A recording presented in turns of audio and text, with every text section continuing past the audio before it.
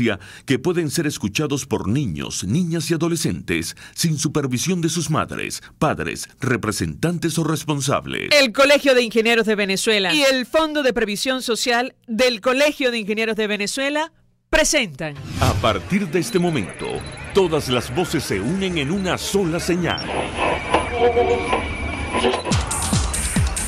RCR presenta Conexión 750 con María Alejandra Trujillo.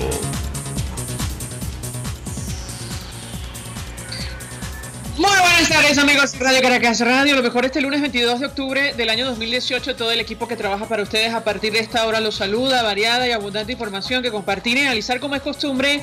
La tarde de hoy, la Asamblea Nacional colaboró con la investigación de la Procuraduría de México que terminó con la desarticulación de una red de empresas que, saben ustedes, en combinación o coordinación con el gobierno venezolano, exportaban alimentos de baja calidad y con sobreprecio a nuestro país, destinados al programa de las cajas CLAP. El diputado Juan Guaidó aseguró que hubo un seguimiento y colaboración. En sus palabras, esta información encendió las alarmas de las autoridades mexicanas y empezaron a sospechar que esas empresas estaban evadiendo impuestos. Por cierto, varios medios de comunicación en Colombia el fin de semana dedicaron sus portadas y buena parte de sus espacios a hablar del tema. La revista Semana de Colombia tituló El hombre de Maduro, la historia secreta de Alex Saab, el colombiano señalado de lavar millones de dólares para el régimen venezolano. Así titularon. Y el mundo entero tiene muchas preguntas sobre la muerte del concejal Fernando Albán, quien estaba bajo custodia del SEBIN. Así lo aseguró la diputada Delsa Solórzano, quien es presidenta de la Comisión de Política Interior, vicepresidenta de la Comisión de Derechos Humanos de la Unión Interparlamentaria. El día de hoy lo comentaremos, como es natural, tomando en cuenta las amenazas proferidas por el fiscal designado al margen de la Constitución por la Constituyente Comunal en torno a este caso. El Papa Francisco respaldó la política del gobierno colombiano hacia migrantes venezolanos. Así lo reveló el presidente de ese país, Iván Duque, a su salida de una audiencia privada con el pontífice. También ha sostenido encuentro con autoridades italianas para hablar acerca de este tema. Entre tanto, la enviada especial de ACNUR, la actriz Angelina Jolie, sostuvo encuentro con los refugiados venezolanos que se encuentran en Perú. Esto ha molestado a las autoridades venezolanas, según hemos podido ver en declaración del presidente de la Constituyente Comunal. Y bueno, de esta manera la ONU evidencia un problema que el gobierno nacional niega. Esto lo decimos evidentemente nosotros. A las 5:30 hablaremos ampliamente acerca de este tema. Varios datos. Lluvias provocan colapso de vías y damnificados en estados como Táchira, Mérida, Zulia y Vargas. Lo hablaremos también durante la tarde de hoy.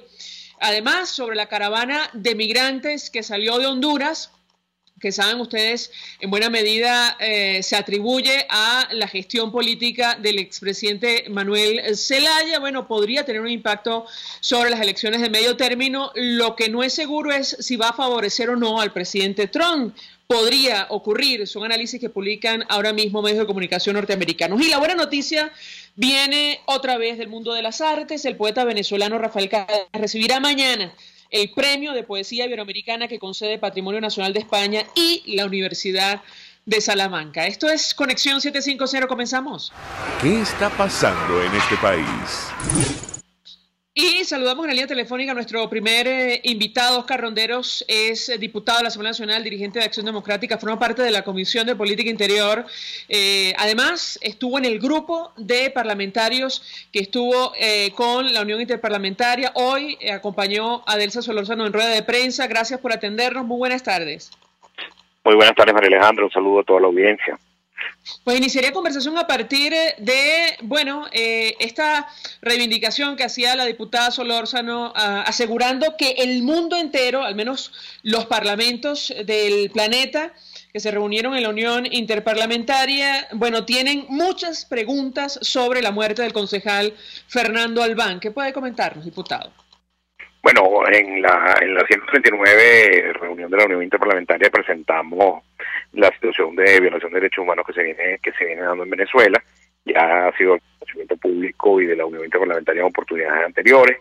presentamos el caso de Juan Requesén, la arbitraria de detención de Juan Requesén, la violación a su derecho a la inmunidad parlamentaria, a que fuera allanada su inmunidad parlamentaria antes de enjuiciársele, y la violación del debido proceso durante la detención de Juan Requesén. El tema del caso de Fernando Albán fue presentado ante el Alto Comisionado de Derechos Humanos, que tiene sede en Ginebra, pero no propiamente de la Unión Interparlamentaria, porque la Unión conoce solamente de la violación de derechos humanos de los parlamentos.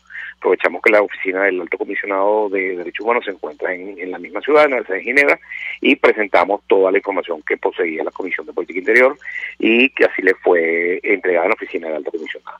Esto que está presente la posibilidad de venir la expresidenta Bachelet como nueva alta comisionada de Derechos Humanos, pues aprovechamos la situación para entregar toda la información que está en manos de la Comisión de Política Interior. Si me permite, diputado, tenemos un extracto de esta rueda de prensa que ofrecían ustedes un poco más temprano, y en ella justamente la diputada Elsa Solórzano hacía referencias a la preocupación de los parlamentos del mundo, incluso en Yemen, sobre lo ocurrido con este concejal que muere cuando estaba bajo custodia del SEBIN. La escuchamos, yo quisiera su comentario.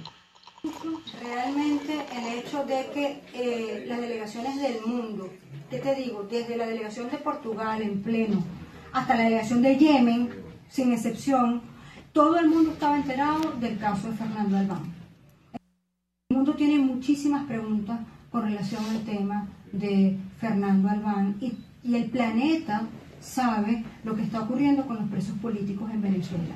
Es una cosa sorprendente. De hecho, tengo que decir que, por ejemplo, la delegación de Reino Unido, en representación del 12 Plus, que es el grupo político de mayor cantidad de países que agrupa a toda Europa y parte de Asia, introdujo un punto de urgencia con el tema de Venezuela solamente para hablar del tema, y lo que pretendía con este punto de urgencia era que en cada uno de los parlamentos se debatiera la crisis humanitaria y el tema de los presos políticos en el país. Nosotros estuvimos, yo tuve una audiencia con la oficina de la Alta Comisionada de Derechos Humanos, la señora Michelle Bachelet, donde como delegada de la familia que soy, entregamos lo que nosotros hemos investigado acá. Es una audiencia de carácter confidencial, como ustedes saben, pero nosotros hemos consignado sendas comunicaciones a distintos organismos. Remitimos comunicación a la Defensoría del Pueblo, remitimos comunicación a la Fiscalía General de la República, al Ministerio Público, solicitando pues que en efecto se nos suministren las copias de los expedientes, como lo ha dicho el señor Tarek William Saab. Él ha dicho, por cierto, violando la reserva procesal. No para nosotros, que según la Constitución, en su artículo 87, numeral 3, tenemos capacidad de investigación, sino para el público en general. Pero bueno, el señor ha dicho que pueden auditar, pues nosotros le hemos pedido por escrito, en fecha 15 de octubre, que se nos permita tener acceso a las investigaciones. Debemos destacar, por cierto, que el SEBIN se negó a recibirle a nuestro personal la comunicación que le enviamos, pero se la voy a llevar yo personalmente, a ver que me digan a mí que no van a recibir la comunicación. Diputado, quisiera su comentario, porque, entre otras cosas, el fiscal designado al margen de la Constitución por la Constituyente Comunal ha amenazado a aquellos que sostienen que el concejal no murió producto de un suicidio con tomar acciones en su contra. Le pediría una primera reacción de su parte al respecto, y además conocer lo que pueda compartir con nosotros acerca de lo que dijo Michelle Bachelet. ¿Qué puede comentarnos? Sí, debemos empezar por señalar que el concejal Fernando Albán estaba bajo la custodia del Estado, estaba detenido bajo la autoridad del SEBIN, ¿no? Independientemente de si se hubiera suicidado o si hubiera sido una circunstancia de su muerte, como señala el fiscal, el fiscal designado por la Constituyente. En ambos casos, el concejal Albán se encontraba bajo la custodia del Estado, y el Estado debe responder por su condición física y la condición de su detención, y garantizar que una situación que no le ocurriera nada durante el tiempo de su detención. Es decir, el Estado no puede escudarse en decir que tal o cual versión es en ningún caso, ninguna de las dos versiones no es culpa. El Estado estaba custodiando al detenido Fernando Albán, el cual estaba bajo su responsabilidad, y el Estado debe responder en cualquier caso, independientemente de la versión que se maneje. De todas maneras, la Comisión de Política Interior lo que ha venido haciendo es solicitando la información que el señor Tarek William Saab ha dicho que está a la orden de todos los venezolanos. solamente para verificar qué era la situación que él dice que fue una circunstancia en la que ocurrió el hecho. La Comisión de Política Interior, en su carácter de comisión de investigadora de la Asamblea Nacional, pueda perfectamente acceder a esa información que él dice que es pública, mucho más para una comisión de la Asamblea Nacional, obviamente. A la señora Bachelet se le llevó toda la información que la Comisión de Política Interior tiene en su poder, de tal forma de colaborar con la investigación que está haciendo la Oficina del Alto Comisionado para los Derechos Humanos, y con la posibilidad de la visita a la señora Bachelet en cualquier momento de Venezuela. Ahora, diputado, ¿qué les dijo la señora Michelle Bachelet, alta representante para Derechos Humanos de Naciones Unidas? ¿Cuándo va a visitar Venezuela? ¿Tendrá acceso a los presos políticos, en general a las cárceles de nuestro país? Incluso bueno, en la voz del propio Nicolás Maduro ha dicho que invita a la señora Bachelet de Venezuela y que va a tener acceso a toda la información que ella solicite. Nosotros por eso pues le dijimos, mire, aquí hay una cantidad de cosas que nosotros tenemos a la mano que consideramos usted debe conocer para que vaya a Venezuela con conocimiento de causa. Segundo, no nos dio fecha cierta, nos dice la Oficina del Alto Comisionado que están tramitando ante el gobierno la autorización necesaria para venir a Venezuela. Es decir, entiendo que están en fase exploratoria de dirigir comunicación para que el gobierno les dé una fecha probable para la visita. Ahora, lo cierto es, diputado, nos recordaba el también parlamentario Alfonso Marquina que ya se intentó en una oportunidad que la Unión Interparlamentaria enviara una misión. No sería la primera vez que el gobierno, extendiera verbalmente invitaciones para que luego no ocurra nada o no venga nadie al país. ¿Qué puede comentarnos? Nosotros tenemos 5 años solicitando a la Unión Interparlamentaria que se traslade para que verifique las condiciones en las que se ejerce el Parlamento en Venezuela, para que vean cómo tenemos un Parlamento bajo asedio, para que vean cómo nuestros trabajadores tienen que vivir reclamando todos los días el pago de su salario, para que se mantenga abierta la guardería infantil de la Asamblea Nacional.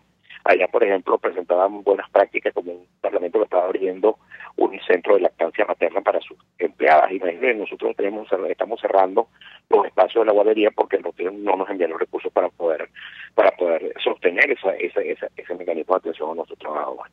Entonces, por eso queremos que vengan, además que la señora presidenta de la Unión Parlamentaria, la diputada mexicana Gabriela Cuevas, venga a Venezuela, pueda visitar a Juan Requesén, que le explique cómo fueron los medios para la detención, cómo es que se produce una flagrancia 4 días después de los hechos que se le incriminan, cómo es que no se le allana su inmunidad parlamentaria en la Asamblea Nacional, que es el cuerpo al cual pertenece, sino que se le allana en la Asamblea Nacional Constituyente, cómo es que a Juan Requesén se le violó el debido proceso y no ocurrió nada. Cómo es que un diputado está preso cuando debería estar ejerciendo la representación de los electores que le eligieron en el estado Táchira. Ahora, diputado, a propósito de lo ocurrido con el concejal Fernando Albán, que da la impresión marcó un antes y un después, además provocó la reacción en cadena de la comunidad internacional pidiendo investigación independiente, transparente y oportuna en nuestro país. Bueno, lo cierto es que acto seguido el gobierno excarcela a Lawrence Saleh, lo coloca en un avión, lo destierra a España, incluso al margen de lo que establece la Constitución. Él va a ofrecer rueda de prensa mañana seguramente para contar parte de los horrores que le tocó vivir. Por fortuna hoy se reunió con su madre, y yo quisiera su comentario en torno a este tema, porque digamos que es el último eslabón de una larga cadena de violaciones de derechos humanos en nuestro país. Lo escuchamos. Sí, la violación de los derechos humanos en Venezuela no se puede tapar con la liberación de un preso al cual se le está sometiendo a destierro producto de intentar tapar un hecho con otro. Nosotros creemos que la violación de los derechos humanos no se puede conmutar con una pena de destierro. La violación de derechos humanos no debe existir, y nosotros por eso abogamos por la libertad de los 400 presos políticos que hay en Venezuela. Una democracia que se preside no puede tener presos políticos. Una democracia que se preside serlo no puede tener detenidos que se mueran en manos de los funcionarios, bien porque se suicidan o bien porque los matan. Es decir, cualquiera de los mecanismos que se dé, el Estado debe responder porque está bajo la custodia del Estado ese detenido o esa persona, ese ser humano que tiene una serie de derechos, y el derecho más sagrado es el derecho a la vida. Por eso nosotros entonces hemos dado la información que tenemos a la mano para que qué mejor investigación independiente que la de la Oficina del Alto Comisionado de los Derechos Humanos en el mundo.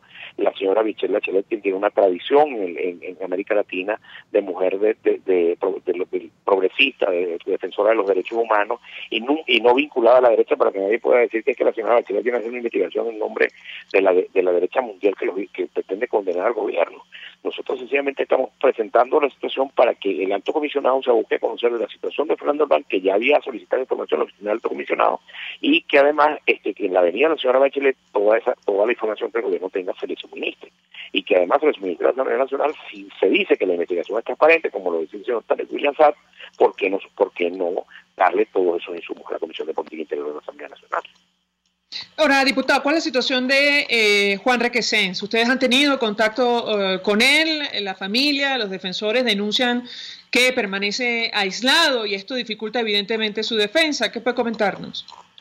Sí, nosotros no hemos tenido contacto con Juan Requesens, entendemos que haya habido hasta ahora una sola visita familiar. Los abogados no pudieron preparar la defensa porque no pudieron tener contacto con Juan Requesens durante todo el periodo de investigación, no pudieron tener contacto con Juan Requesens antes de la audiencia de presentación. Es decir, los abogados no conocen los hechos según la versión de Juan Requesens, solamente conocen los hechos que están en el expediente de la versión del Ministerio Público y de la Policía Política. En virtud de lo cual, ¿cómo armas tú una defensa si no conoces el argumento de defensa de tu propio defendido? ¿Cómo tú puedes decir qué hechos desestima o qué hechos reconoce Juan Requesens si no le permitieron tener contacto con su abogado? Es decir, es una defensa imposible de hacer porque es una defensa ciega. En esas condiciones, los abogados no han podido presentar una defensa, y eso hace pues que cualquier acto que vaya de ahora en adelante contra Juan Requesens será una vez más violatorio del debido proceso, como ha sido hasta ahora, porque a Juan Requesens no se le presentó en flagrancia, siguieron que se trataba de una flagrancia ante la Asamblea Nacional para que la Asamblea se pronunciara, y lo trasladaron a su residencia, como dice el artículo 200 de la Constitución, porque a Juan Requesens no se le dio el derecho a tener contacto con sus abogados, a tener contacto con sus familiares. Es decir, a Juan Requesens no solo se le desconoció su condición de diputado, sino que se le desconoció también su condición de ciudadano para el ejercicio de su defensa. Por eso nosotros esa situación la elevamos ante la Asamblea de la Unión Interparlamentaria, y se produjo un pronunciamiento del Comité de Derechos Humanos de los Parlamentarios, donde dice que ve con preocupación la situación de Juan Requesens, que solicita información sobre las denuncias de violación de debido proceso que nosotros presentamos, y a eso viene la misión de la Unión Interparlamentaria, que no solo viene su presidenta, la diputada Gabriela Cuevas, sino que también vendrá una comisión del Comité de Derechos Humanos de los Parlamentarios. Finalmente, diputado, mañana en teoría se va a discutir esta petición de declarar persona non grata al expresidente español José Luis Rodríguez Zapatero. Quisiera su comentario, ¿qué información maneja usted al respecto? Lo escuchamos. Eso no está en el orden del día, hasta lo mejor de mi conocimiento al día de hoy. Nosotros creemos que debemos andar con paso muy firme y no dedicarnos a disparar para los lados. Yo creo que hay que empezar a dirigir las acciones en función de lo que corresponde, y no la gente que viene de fuera a intentar ayudar, independientemente que a nosotros nos guste la forma o las cosas que dicen. Yo creo que nosotros no tenemos por qué atacarla. Creo que nosotros debemos avanzar en función de lo que a nosotros realmente nos interesa, denunciar al gobierno como violador de derechos humanos, como lo venimos haciendo, pero creo que es perder tiempo dedicarnos a atender a disparar a los lados. Ahora, diputado, es decir que ustedes desde Acción Democrática no estarían de acuerdo con declarar persona no grata. No es que no estamos de acuerdo, es que no está en el orden del día. La agenda que presentó la Junta Directiva para el día de mañana no está la posibilidad de declaratoria de persona no grata del señor Zapatero. Ahora, pero ¿cuál es la posición de Acción Democrática? Ha habido frases definitivamente tristes del señor Zapatero, como la última que dijo, pero creemos también que no tiene ningún sentido ponernos a pelear con los que no son parte interesada en el problema. Aquí esto es entre el gobierno y la oposición, y nosotros tenemos que dedicar nuestro tiempo a enfocarnos en dejar en evidencia la posición del gobierno. Ahora, yo le pregunto, diputado, ¿cuál es la posición de Acción Democrática y la usted personal con relación al señor José Luis Rodríguez Zapatero, que Luis Almagro lo ha calificado como canciller del gobierno de Maduro? Bueno, pero Luis Almagro también ha dicho que él solicita una intervención militar para Venezuela, y nosotros no estamos de acuerdo con eso, y no por eso lo atacamos. Nosotros simple y sencillamente fijamos posición con relación que están en la agenda. Las cosas que no están en la agenda no tienen ningún sentido que las planteemos ahora. Si mañana alguien llegara a plantear el tema de José Luis Zapatero, fijaremos posición. Ahora, creemos que aquí el problema no es meterse no se gana insultando a Almagro o insultando a Zapatero. Es decir, entre Zapatero y Almagro se quedan ustedes con Zapatero. No con ninguno de los dos, con los venezolanos que resolvemos nuestro problema entre nosotros. Y lo digo, diputado, porque es muy grave. No, es que yo no dije eso. Yo no dije eso. No, pero le digo, permíteme que termine. El señor Rafael Ramírez, que sabemos la responsabilidad que tiene para entender la crisis. El señor Rafael Ramírez es un delincuente que debería estar en Caracas pagando con sus huesos en una cárcel el robo y el atrocidio más grande que se le ha hecho a Venezuela, como es el tema de PDVSA. No le da esta credibilidad a lo que él decía sobre el señor Zapatero. Pero imagínense imagínense si yo me dedico a Zapatero y no me dedico a Ramírez. ¿Qué le parece? Que el señor que se robó la empresa petrolera de la manera más flagrante, más grande, venga a dar lecciones de moral a cualquiera de los sectores del país. Que venga y se presente aquí en los tribunales y diga que es verdad, y diga que es inocente. El mayor latrocinio que se ha cometido en Venezuela lo cometió el señor Rafael Ramírez mientras era presidente de PDVSA, bajo la protección del señor Hugo Chávez. Cualquier otra cosa que se diga es perder el tiempo con los alrededores. ¿No usted, tengo que preguntarle, diputado, perdón, antes de hacer la pausa para ir a publicidad, ¿ustedes se han reunido con el expresidente Zapatero? No, nosotros no nos hemos reunido con el expresidente Zapatero, entre otras cosas porque había una delegación nombrada para reunirse con ellos durante el tiempo de la negociación. Después del tiempo de la negociación nosotros no nos hemos vuelto a reunir con el señor Rodríguez Zapatero. Además, porque no hay ningún motivo por qué reunirse con él. Bueno. El señor hace las diligencias que hace por su cuenta y él plantea cosas que a nosotros a veces nos parecen inverosímiles, como la última que dijo, o hay cosas que puede decir. Sí, porque entre otras cosas él ha dicho que no hace falta investigar la muerte del señor Fernando Albán. Que bueno, por eso le dije que la última frase de Zapatero es una frase muy triste. Pero igual le digo, el señor Almagro ha dicho que pide una intervención militar para Venezuela. Entonces, si yo cada vez que alguno de los actores de la comunidad internacional dice una cosa, me dedico a contestarle a él y no me dedico a contestarle al gobierno y no me dedico a hacer lo que tengo que hacer en contra del gobierno venezolano, estaría perdiendo mi tiempo en los detalles de alrededor. ¿Me entiendes? Bueno, clarísima la posición. Gracias, diputado Óscar Ronderos, por atendernos, acompañarnos, dirigente de Acción Democrática, miembro de la Comisión de Política Interior, hablando acerca del caso de Fernando Albán, horrible, horrendo, muerto en manos, bajo la custodia del SEBIN, por el cual, por cierto, desde Naciones Unidas, pasando por la Unión Europea, el Grupo de Lima y distintas naciones del mundo se ha pedido averiguación independiente y transparente, y ha sido ventilado en la Unión Interparlamentaria, expresando su opinión acerca de este tema, ¿no? Del expresidente español José Luis Rodríguez Zapatero, que justamente vino a decir que no hacía falta ninguna averiguación, una declaración que ha generado toda clase de reacciones, incluso el gobierno español, que se ha desmarcado de ese tipo de reacciones. Hasta ahora hacemos una pausa. Vamos a publicidad. Usted escucha Conexión 750 con María Alejandra Trujillo, solo por RCR 750 AM. Puedes seguirnos en nuestras redes sociales. En Twitter, @RCR750, la radio que se ve. Mensaje del ingeniero Ramón López, vicepresidente del Colegio de Ingenieros de Venezuela. Apreciado colega ingeniero, arquitecto y profesional afín, el sistema de salud venezolano no presta la atención requerida y la altísima inflación encarece notoriamente este servicio. Es por ello que el Fondo de Previsión Social del CIP te ofrece un servicio de salud seguro, confiable y accesible, con amplia cobertura. Para mayor información visita el portal www.cib.net.be. Colegio de Ingenieros de Venezuela, construyendo futuro. El coco reduce la presión arterial y previene la osteoporosis. Por eso degústalo y disfrútalo en Coco Factory, donde te ofrecen agua, cocadas en sus 3 versiones, helados, galletas y conservas de coco fresco. Coco Factory está en Valencia, Maracay, La Rosaleda en San Antonio de los Altos y en Caracas, en la avenida principal de Santa Mónica, frente a la antigua estación de combustible. Coco Factory, porque sin cocos no hay paraíso. Mensaje del ingeniero José Peraza, tesorero del FONPRES CIB. Estimado colega ingeniero, arquitecto y profesional afín, el Colegio de Ingenieros de Venezuela y el Fondo de Previsión Social, preocupado por la salud de tu familia, ha diseñado un sistema de salud integral que coloca a tu disposición y que contiene asistencia primaria de salud, ambulancia, hospitalización, cirugía, oftalmología, dermatología, fisioterapia, psicología, odontología, farmacia y funerario. Para mayor información, visítanos a nuestros portales cib.net.be, fonprescib.net.be, Colegio de Ingenieros de Venezuela, construyendo futuro. RCR 750 AM, porque lo bueno une. El poder de la comunicación en tus manos. Conexión 750 con María Alejandra Trujillo, solo por RCR 750 AM. Continuamos en Conexión 750 y hablamos acerca del efecto de las lluvias en estados como Táchira, Mérida, Zulia y Vargas, donde especialmente la zona de Carayaca resultó especialmente afectada. Hoy el gobernador de esa entidad, Jorge García Carneiro, decía que la situación está en absoluta normalidad. Lo cierto es que las imágenes dicen otra cosa.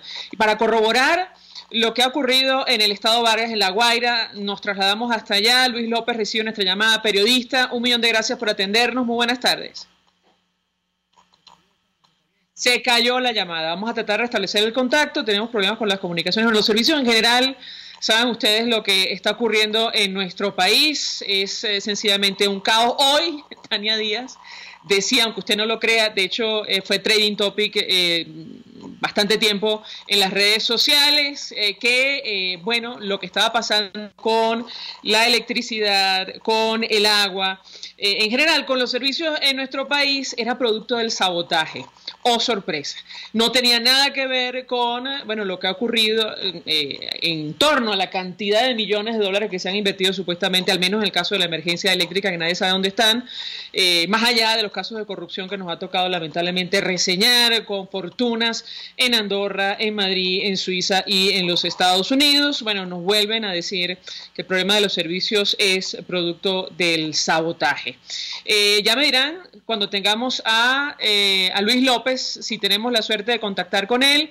En todo caso, el gobernador de Vargas, Jorge García Carneiro, como destacan los medios de comunicación, sobre todo las redes sociales, él aseguró que la situación en su entidad era de absoluta normalidad. Indicó que el gobierno regional está prestando atención en Puerto Carayaca. Luis, gracias por atendernos. Buenas tardes. Buenas tardes, María Alejandra. Sí, para servirte, cuéntame. Bueno, mucho interés de conocer si esto que dice el gobernador se ajusta a la realidad. Decíamos que hablar de absoluta normalidad a la luz de las imágenes que han trascendido, sobre todo de lo que ha pasado en Carayaca, caramba, llama como mínimo a la reflexión. ¿Qué puedes comentarnos acerca de lo que ha ocurrido en el estado Vargas producto de las lluvias?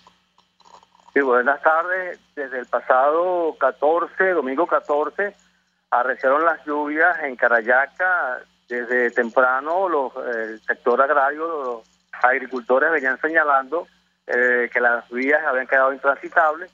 Al final de la tarde ocurrió este hecho lamentable en el sector de Puerto Carayaca, donde se reportan 22 casas afectadas, pérdida total, y en el sector Tarma, 8 casas con pérdida total y 20 casas afectadas. Hay una sola persona que falleció en este lamentable hecho del sector Zapateral y fue localizada en el sector de Tarma. Esta es la situación en Carayaca específicamente. Igualmente, las vías de lo que es la parte de Uricao, Chichirivichi, intransitable por la falta de la limpieza de los sedimentos en este tramo importante. La directiva del Club Uricao ha hecho un exhorto a las autoridades para que envíen más maquinaria y se atienda a esta vialidad. Ahora, que esté intransitable la vía para nada tiene que ver con absoluta normalidad. Corrígeme si me equivoco, Luis. Un problema fundamental no solamente en Carayaca, porque también si nos vamos hacia la parroquia Caruao, el río se desbordó, las quebradas estaban con varios conucos, especialmente las quebradas del sector Guarataro, Pueblo Seco, Yaguaral, y 12 casas quedaron afectadas en el sector del Trapiche, Cambural, Chuspa y Boca de Río. Es decir, en las dos parroquias extremos del estado Vargas han ocurrido estos hechos lamentables que han causado las lluvias, precisamente porque en ambos extremos no se le ha prestado la atención, no hay el dragado de los ríos, no hay mantenimiento. Igualmente ocurre con la quebrada Curucutí de Montesano, que tiene 8 años que no se le hace mantenimiento. Solo el sábado sacaron a 5 familias, pero hay más de 300 en todo lo que es las adyacencias de esta quebrada. Lo que pasa en Carayaca, hasta hoy la vía de Carayaca al Junquito se encuentra intransitable porque se han caído árboles, muchos huecos.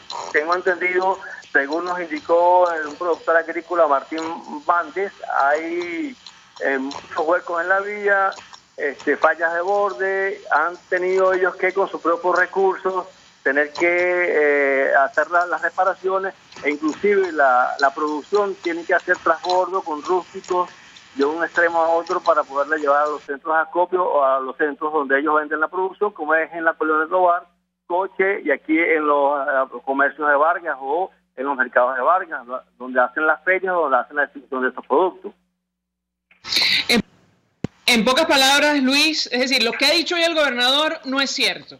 No, Vargas no se encuentra en absoluta normalidad a la luz del panorama que estás compartiendo con nosotros, ¿correcto?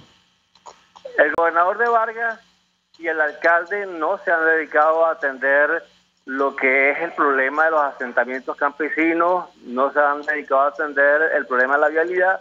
El gobernador de Vargas solo sale el día lunes y martes a través de los medios de comunicación para mantener la calma, pero obviamente, inclusive en este momento, las tres máquinas que están haciendo limpieza en Puerto Carayaca, solamente está funcionando una y tienen problemas con el aceite. Los mismos vecinos están dándole suministro de alimentos a las personas que están trabajando con la maquinaria. Los pasos el trabajo va a Paso Morrocoy, y lo que dice el gobernador no tiene que ver con la realidad, porque allí están los pobladores de Puerto Carayaca pasando, como dice popularmente, ronchas, porque no tienen fallas eléctricas, tienen problemas de alimentación, y han tenido que surtirse de agua en las quebradas en la parte alta del sector de Puerto Carayaca. Esa es la situación, porque tienen problemas hasta con el agua potable, ¿no? Gracias, Luis López, por atendernos, acompañarnos, periodistas del Estado Vargas, bueno, ofreciendo una radiografía del impacto de las lluvias en esta entidad, y a la luz de lo que ha dicho, evidentemente no se puede hablar de absoluta normalidad, que es la frase que ha utilizado el gobernador García Carneiro para definir lo que ha ocurrido en La Guaira. Hacemos una pausa, vamos a publicidad. Estás en sintonía de Conexión 750, solo por RCR 750 AM. Puedes seguir nuestra programación a través de rcr.tv, la radio que se ve. Mensaje del ingeniero Enzo Betancourt, presidente del Colegio de Ingenieros de Venezuela. Estimados colegas, ingenieros, arquitectos y profesionales afines, el hombre es del tamaño de sus dificultades y siempre será capaz de vencerlo. En el año 2018 debemos trabajar para construir el país que nos merecemos todos los venezolanos. Siempre un paso adelante. Visita nuestro portal www.cib.net.be. Colegio de Ingenieros de Venezuela, construyendo futuro. Los sábados, acércate al bar Restaurant Lon Low y disfruta con tu familia de los sábados llaneros con José Ángel Pérez el Topo al son del arpa, cuatro maraca y sus amigos. Los sábados Lon Low te ofrece mondongo, hervidos, cochino, arepas y mucho más. En la calle Rufino Blanco Fombona de Santa Mónica, después del centro comercial. Bar Restaurant Lon Low, poquito pero sabroso. Mensaje del ingeniero Kenick Navarro, presidente de Servicios de Solvencia, Asistencia Primaria de Salud, el Plan de Salud con coberturas de exceso VIP, todos estos planes pensando en la protección de tu familia. Para mayor información visita fonpreseibe.net.be, Colegio de Ingenieros de Venezuela, construyendo futuro. RCR 750 AM, porque lo bueno une. Este programa es presentado por Puig es María. María es de Puig. La Academia de Ciencias Físicas, Matemáticas y Naturales presenta El progreso tiene su ciencia. Hoy presentamos La presa del Guri. Las sociedades sueñan su futuro y algunas alcanzan el éxito convirtiéndolos en realidades. A finales del siglo XIX, hubo venezolanos que apreciaban el potencial energético del río Caroní. Para esa época, el ingeniero Ricardo Zuloaga estaba estudiando el aprovechamiento del río Guaire, donde se instaló la primera planta hidroeléctrica construida en Venezuela para el abastecimiento de Caracas. No obstante, domeñar un río de la envergadura del Caroní aparecía como algo muy distante para los recursos técnicos disponibles. A la muerte de Juan Vicente Gómez, surge un grupo de pensadores que vislumbraba la posibilidad de aprovechar el río Caroní para motorizar el futuro desarrollo industrial del país. En 1946 se creó la Corporación Venezolana de Fomento y se le encargó la misión de preparar el primer plan de electrificación nacional. Casi de inmediato, se inició el reconocimiento técnico del río Caroní para identificar los mejores sitios para emplazar aprovechamientos hidroeléctricos. 8 años después, la Comisión para el Aprovechamiento del río Caroní tomó esta aspiración histórica de los venezolanos como un mandato y finalmente en 1963, durante el gobierno democrático de don Rómulo Betancourt, se inició la construcción de la presa del Guri. Por sus dimensiones, el proyecto se adelantó en 3 etapas y se culminó en 1986. La presa de Guri fue la más grande del mundo para el momento de su inauguración, con una capacidad de generación de 10,5 millones de kilovatios, y hoy todavía figura entre las mayores del mundo. Actualmente, abastece cerca del 60% de la demanda eléctrica del país. Mérito a la ciencia y a la tecnología y a todos los hombres que hicieron posible esta obra formidable, motivo de justo orgullo nacional. El progreso tiene su ciencia. La Academia de Ciencias Físicas, Matemáticas y Naturales presentó El progreso tiene su ciencia. Cuando cierras los ojos y viajas en el tiempo. Cuando el sabor te transporta a otro lugar. Cuando el olor te hace recordar momentos únicos. Esa es María Puig, una galleta que es un pedacito de tu historia. María Puig, una galleta que endulza tu vida. María Puig, una galleta que te ha acompañado por más de 100 años. Puig es María. María es de Puig. Este programa fue presentado por Puig es María. María es de Puig. A las 6 de la tarde, la entrevista. Siempre damos la cara. Exponemos nuestra opinión, duélale a quien le duela. Y difundimos la voz del pueblo porque es la voz de Dios. A las 6 de la tarde, la entrevista. Soy Miguel Ángel Rodríguez y estoy contigo por RCR. Porque lo bueno une.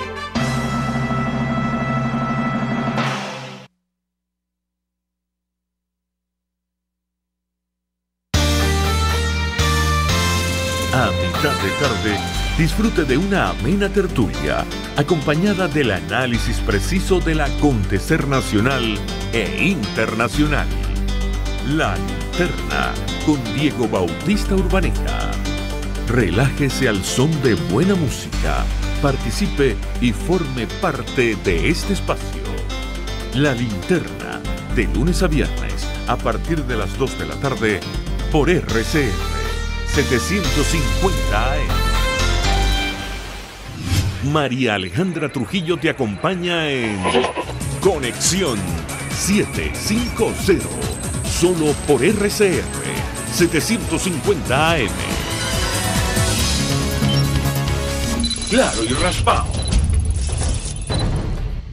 Continuamos, amigos, en Conexión 750 y decíamos que a partir de esta hora vamos a hablar ampliamente acerca de lo que está ocurriendo con la migración de venezolanos, varios hechos que destacar el día de hoy en declaraciones del presidente de Colombia, que se encuentra en Italia. El Papa Francisco respaldó la política del gobierno del vecino país hacia este fenómeno de migrantes venezolanos. Entre tanto, la enviada especial de ACNUR, la actriz Angelina Jolie, sostuvo encuentro con refugiados venezolanos que se encuentran en Perú, una manera de evidenciar que ha encontrado la ONU lo que ha ocurrido y niega al gobierno nacional. Eso ha molestado mucho al presidente de la Constituyente Comunal y lamentablemente nos toca hablar de la muerte de venezolanos que salen huyendo vía marítima, en el caso concreto de la isla de Aruba. Para conversar acerca de todos estos temas, saludamos en la línea telefónica a alguien que sigue de cerca este fenómeno migratorio. Se trata de María Clara Roballo. Ella es investigadora del Observatorio de Venezuela de la Universidad de Rosario. Ellos acaban de presentar un informe en torno a lo que está ocurriendo. 1 millón de gracias por atendernos. Muy buenas tardes. Muy buenas tardes. Pues iniciaría conversación a partir de esta actitud que ha asumido el gobierno nacional, el gobierno venezolano, de negar la profundidad de esta crisis migratoria. Ustedes destacan, por ejemplo, en el informe al que hemos hecho referencia, la necesidad de establecer un diálogo binacional, pero ¿cómo hacerlo si el gobierno venezolano niega el problema? ¿La escuchamos? Y efectivamente la situación es muy complicada. Digamos que la migración venezolana no se puede comparar con otras diásporas por varias circunstancias. Pero una de ellas es justamente que el gobierno venezolano no haya reconocido el fenómeno migratorio de las dimensiones en las que se están dando. En el informe recomendamos la necesidad de intentar diálogos binacionales o por lo menos entre consulados, así sea para temas administrativos menores, porque justamente uno de los grandes desafíos que tiene Colombia hoy es que no hay un país con el que dialogar y con el que manejar ciertos temas. Por ejemplo, muchos venezolanos están migrando sin documentos y acá tenemos una gran cantidad de problemas de apostillas, problemas de certificación, migrantes que no tienen pasaportes. Y hubiera algún tipo de relación con el gobierno venezolano, pues todo eso se facilitaría y se traduciría en el bienestar de los migrantes. Ahora, ustedes dicen en este informe que ha presentado la Universidad del Rosario, el Observatorio de Venezuela, que hay que tomar en cuenta el contexto de la movilidad humana venezolana, que por cierto ha sido calificada como la más grande que se ha conocido en la región, según Naciones Unidas. Ustedes hablan del deterioro progresivo de las condiciones políticas, económicas y sociales de nuestro país, que ha provocado esta crisis humanitaria que también el gobierno niega. Quisiera su comentario en torno a este tema en específico. Bueno, aquí en Colombia particularmente ha habido cuatro de migración venezolana en Colombia. O sea, no todo está inmerso dentro de la crisis humanitaria que se da especialmente cuando se reabre la frontera en 2016. Entonces, digamos que parte en lo que está metido hacia lo que va ese informe es a reconocer que es una migración diversa, una migración heterogénea. Acá empezaron a llegar migrantes desde 1999, cuando llega al poder Hugo Chávez. Hay una primera ola migratoria que se da por motivaciones eminentemente políticas. Recordemos que fue el momento del Estado fallido, del golpe de Estado fallido, y algunos de los opositores de este gobierno vienen y ven en Colombia una posibilidad donde refugiarse o donde pedir asilo. Luego llegó una migración ya dentro de 2003 y 2009, recordemos que fueron los despidos de PDVSA, unos despidos masivos, y muchos de esos profesionales del petróleo, empresarios con un gran músculo financiero, vieron en Colombia y en las condiciones que el país empezaba a tener en términos de inversión extranjera directa, la posibilidad por primera vez para los venezolanos que Colombia podría ser un destino atractivo, porque eso nunca se había dado. Éramos los colombianos que migrábamos siempre a Venezuela. Entonces, en este momento llega una cantidad de empresarios, no solamente del petróleo, sino muchos otros. Empieza a llegar Locatel, Farmatodo, La Polar, empieza a mover todos sus capitales hacia Colombia. Posteriormente se da una ola entre el 2009 al 2014 que lo que busca ya es salvar su capital humano. Personas, estudiantes, profesionales de clases medias que veían en Venezuela o que no veían en Venezuela la posibilidad de un futuro que les diera la capacidad de vivir. Entonces, ya después del 2015, cuando se cierra la frontera, que duró cerca de un año, fue el momento donde más tiempo duró el cierre de frontera, acá empieza a aparecer la migración indocumentada. Y con la migración indocumentada también la situación en Venezuela social y el deterioro progresivo, que si bien había empezado de alguna manera desde el ingreso, desde la llegada del chavismo, pues ya en el 2015 empiezan a verse unas tasas socioeconómicas bastante preocupantes. En el 2016 Amnistía Internacional reconoce que hay una crisis humanitaria en Venezuela. Empieza a hablarse claramente del desabastecimiento de alimentos y de medicamentos, casi en un 80%, una población venezolana que con una alta tasa de pobreza, y en eso también se da obviamente la caída de los precios del petróleo, los bloqueos económicos, que si bien no son las causas estructurales de esta migración, pues sí llegaron a empeorar un poco la situación en este momento. Entonces, a lo que va un poco este informe es que en Colombia, más allá de mirar la crisis humanitaria, hacer un manejo humanitario del fenómeno que se está dando, es que tenemos que entender que la migración venezolana es altamente heterogénea y tiene muchos perfiles que una política migratoria debe saber entender y debe saber insertar y generar canales de integración social, porque esta migración pues no regresará prontamente a Venezuela.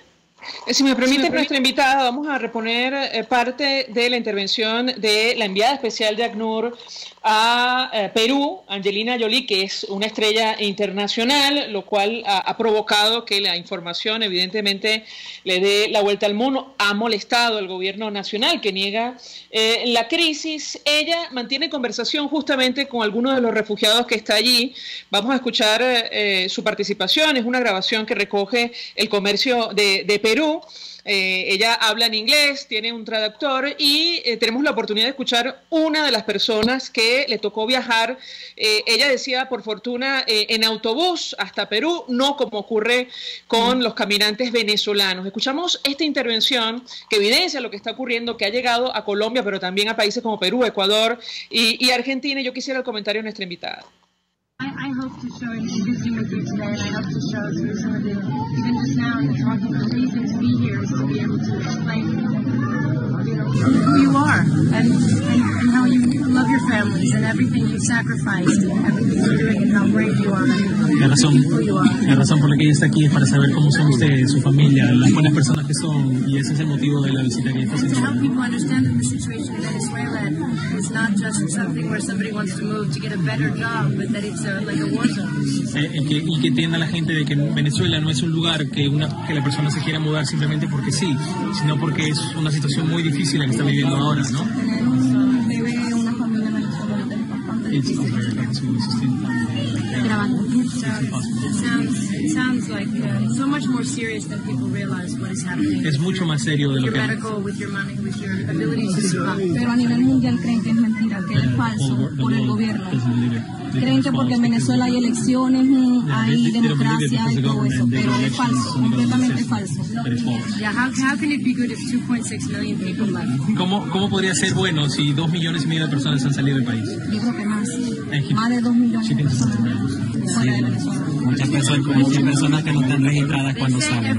Every day 5,000 people. Hay muchos aquí. Alrededor de 5,000 personas más o menos. Voy a contar mi experiencia. Muchos aquí se vinieron a pie. A lot of people came to Peru by foot. Muchos se vinieron caminando 17 días, 23 días. Yo considero que después que escuché las historias de aquí, considero que me vine como una reina. Me vine. Me vine con dólares, me vine en bus, porque todavía mi familia puede en Venezuela pudo sacar a muchos de mis primos o hermanos de Venezuela.